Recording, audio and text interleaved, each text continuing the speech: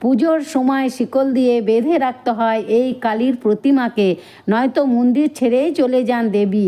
বীরভূমের সিউড়ি রায় পরিবারের খ্যাপা কালীর কাহিনী শুনলে গায়ে কাটা দেবে। প্রায় 400 বছর ধরে এই স্থানে খ্যাপা কালী মায়ের পুজো হয়ে আসছে।